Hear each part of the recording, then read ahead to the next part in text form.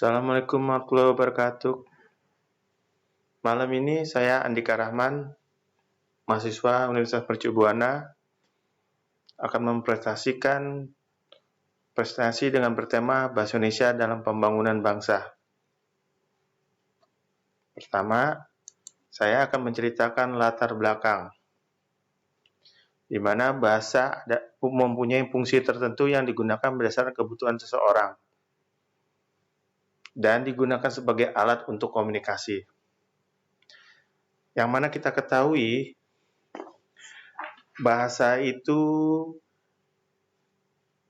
terbagi dari 6 kategori, yaitu bahasa diam, bahasa tanda, bahasa kode, bahasa kontak, bahasa simbol, dan bahasa verbal. Di mana pada tanggal 28 Oktober 2009 lalu, kita tahu itu adalah Sumpah Pemuda, dicetuskan oleh para pemuda Indonesia.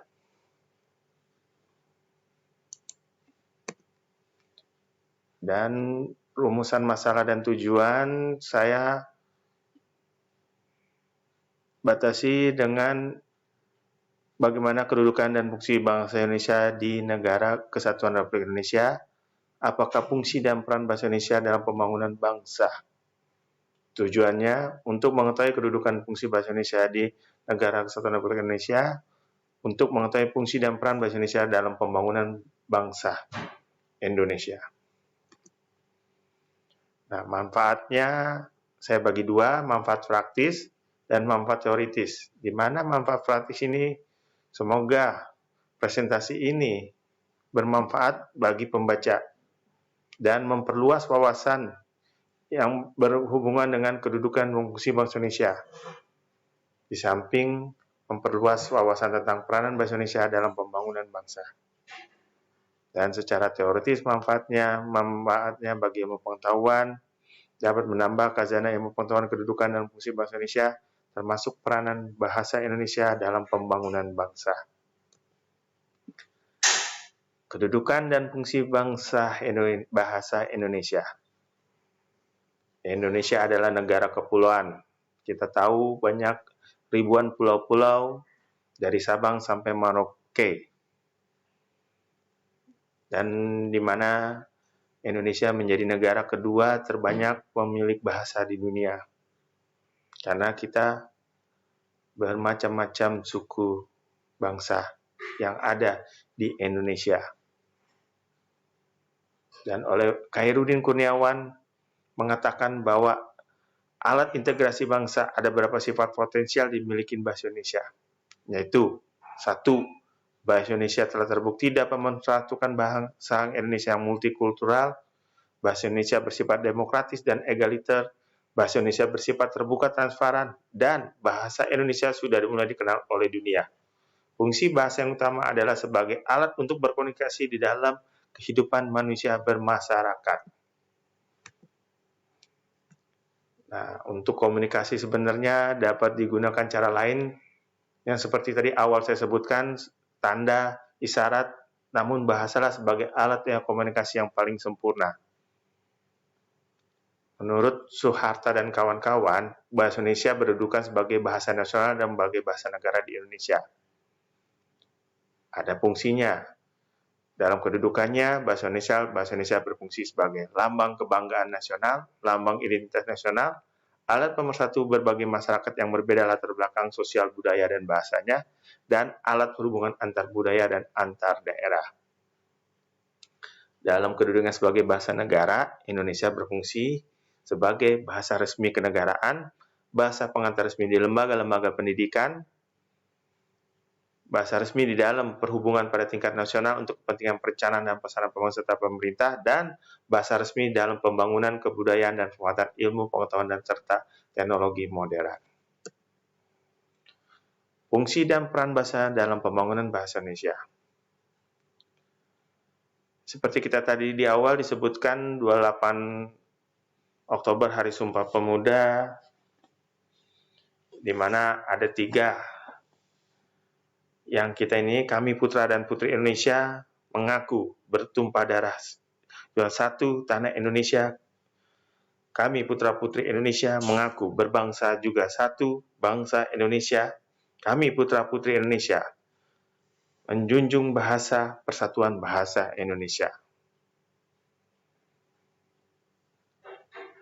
Dan dalam peradaban menuju peradaban modern, kita perlu memahami, menguasai, dan mengenal konsep iptek modern, yang dimana masih tertulis dalam bahasa asing, khususnya bahasa Inggris, agar iptek modern tidak hanya diserap oleh mereka memahami bahasa asing, tentu tidak sebanding dengan jumlah anggota masyarakat Indonesia yang memerlukannya. Bahasa Indonesia memiliki dua sifat yang menentukan, yaitu bentuk yang sederhana sehingga mudah dipelajari dan kelenturan fleksibel untuk dikembangkan. Di sini pembaca menyimak ragam bahasa itu diharapkan tidak memperoleh yang keliru, kelugasan, keobjektifan, dan keajikan konsepsi bahasa iptek yang membedakan dengan bahasa ragam sastra yang subjektif, halus, lentur, sehingga interpretasi pada satu kerap kali sangat berbeda dengan interpretasi dan apresiasi baca lainnya. Apalagi saat ini telah berkembang teknologi komunikasi dan informasi seperti internet, email, e-business, e-commerce, e-cyberteknologi, teleeducation, cyberty, dan lain-lain. Agar dapat mengembangkan bahasa Indonesia menjadi ragam iptek, langkah pertama yang harus dilakukan adalah menyusun peristilahannya. Itulah pusat bahasa yang ada sekarang. Dengan bantuan sejumlah pakar perguruan tinggi, lembaga-lembaga penelitian Indonesia telah berhasil menyusun peristilahan untuk berbagai bidang ilmu, dengan memberikan prioritas pada 4 bidang ilmu dasar, fisika, kimia, biologi, dan matematika. Keempat bidang ilmu dasar tersebut diberi judul Glosium Fisika, Glosium Kimia, Glosium Biologi, dan Glosium Matematika. Kesimpulan, kedudukan dan fungsi bahasa Indonesia di wilayah negara Kesatuan Republik Indonesia sebagai bahasa nasional dan bahasa negara. Dalam pembangunan bahasa ini, berbagai perisai pemersatu yang belum dijadikan sumber permasalahan masyarakat pemakainya yang berasal dari beragam suku daerah. Hal ini terjadi karena bahasa Indonesia mampu menempatkan dirinya sebagai sarana komunikasi yang efektif, berdampingan dan bersama-sama dengan bahasa daerah yang ada di Nusantara dalam mengembangkan dan melancarkan berbagai aspek kehidupan, kebudayaan, termasuk pengembangan bahasa-bahasa daerah. Bahasa Indonesia berperan penting dalam pembangunan bangsa, karena bahasa Indonesia merupakan bahasa resmi kenegaraan yang berperan penting dalam memajukan pembangunan masyarakat dalam berbagai aspek kehidupan yang akhirnya mendorong kemajuan dalam berbagai aspek kehidupan pembangunan bangsa. Konsekuensinya, logisnya adalah mau tidak mau kita haruslah menjadi contoh, teladan, panutan, model bagi orang lain. Setidaknya bahasa Indonesia kita harus bermutu, bahasa Indonesia yang bersih dari kesalahan, baik kesalahan kaidah, kesalahan logika, maupun kesalahan budaya. Sekian presentasi saya. Terakhir, saya akan memberikan referensi data pustaka yang saya pakai untuk presentasi ini. Beberapanya dari Mudofar, M210, Kavita, Sekta Bahasa Indonesia dan Sastra Indonesia, Surabaya, Pustaka Agama, Alim Amran, 1979, Pembinaan Bahasa Indonesia, Jakarta, Pusat Pembinaan dan Pengembangan Bahasa. Kedua, Pujianti Anissa Dwi, Kedudukan Bahasa Indonesia dan Bahasa Inggris sebagai penghela ilmu pengetahuan di era globalisasi, Surakarta, Universitas 11 Maret, Surakarta. Ketiga, Krisda Laksana Harimurti, 1976, Fungsi Bahasa dan Sikap Bahasa, ND Nusa Indah. Keempat, Sugono Dendi, 1999, Berbahasa Indonesia dengan Benar, Jakarta Puswaswara. Kelima, Sukarta Ainenga dan kawan-kawan, 2015, Bahasa Indonesia Akademik untuk Perguruan Tinggi dan Pasar Udayana Universitas Pres. Dan terakhir, Sanjaya MD 2017, Bahasa Indonesia dan Daerah sebagai Perekat Jati Diri dan Martabat Bahasa di Era Globalisasi, Jurnal Bahasa Indonesia Sastra, Volume 1, Nomor 1, 1014, Sumowijoyo Gosusilo 2001, Pos Jaga Bahasa Indonesia, Surabaya, Universitas UNESA. Terima kasih, sekian. Waalaikumsalam.